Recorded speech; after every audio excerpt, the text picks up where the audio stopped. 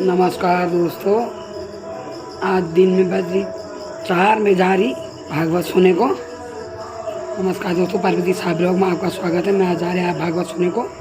फिर मिलता है भागवत कथा में आके आपको, फिर मिलते वहाँ पे मुलाकात करते हैं।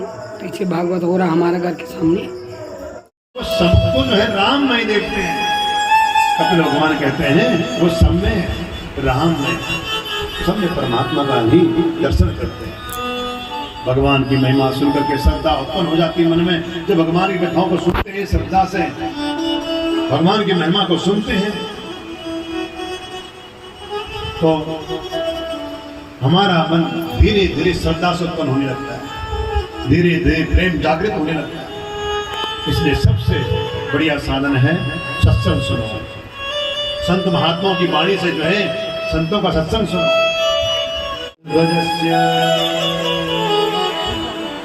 हस्ते में मुखारविंद का जो है माँ मंदिर में जाए तो हस्ते में मुखारविंद का दर्शन करना चाहिए, क्योंकि भगवान की हंसी, वो हंसी जो है हमें शोक सागर से बाहर निकालने वाली है।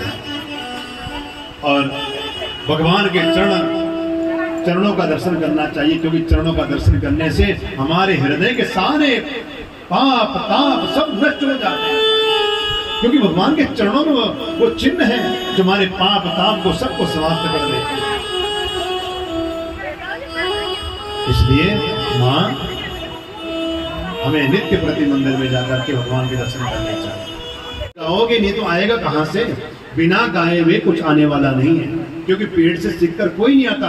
सब इसी धरती पर आकर ज्ञान प्राप्त करते हैं और फिर जाकर के मेरे माँ बाप बच्चों को अगर माँ बाप बोलना नहीं सिखाएंगे तो फिर कहाँ से बोलेगा?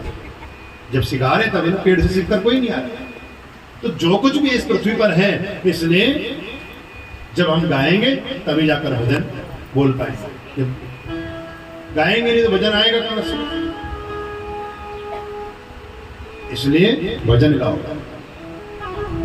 जितना हो सके परमात्मा नाम का चिंतन करना चाहिए।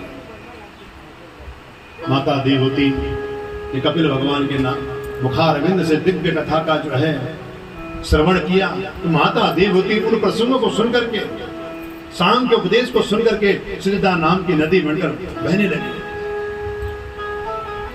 और कपिल भगवान वहां से उतर के सीधे गंगा सागर के तट पर चले गए तपस्या करने लगे। माता देवहूति का वंश भी यहीं तक चला, यहाँ से आगे समाप्त हो गया। इस तरह से जो है यहाँ पर तृतीय स्कंद की समाप्ति होती है। श्री सुखदेव जी कहते हैं राजन, यहाँ तृतीय स्कंद की समाप्ति होती है। वृंदावन बिहारी लाल वासुदेवाय ओम नमो भगवते वासुदेवाय।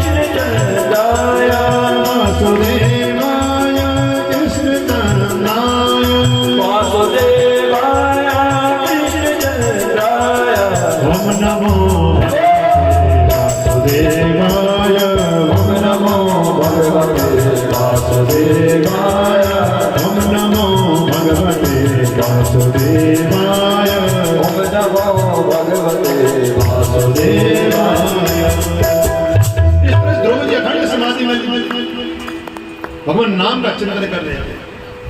अब ध्रुव जी ने जैसे भगवान नारायण को देखा तो कुछ बोल नहीं पाया, भजन बंद कर दिया और नेत्र खोलकर भगवान के दर्शन किए। लेकिन 5 वर्ष का बालक क्या बोले, कोई समझ ही नहीं है। तो भगवान ने अपना पंचजन्य संग लिया और ध्रुव जी की गाल पर घुमाया।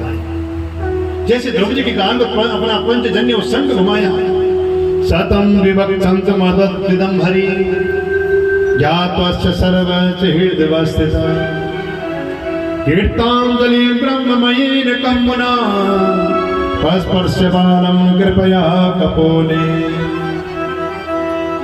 मूकं करोति वाचालं पङ्गुं लङ्घयति गिरिं यत्कृपातमहं वन्दे परमानंद माधवम्। जब ध्रुव जी बोल नहीं पाए तो जैसे संग घुमाया, बोलने की शक्ति प्राप्त होगी ध्रुव जी को। मूकं करोति वाचालं,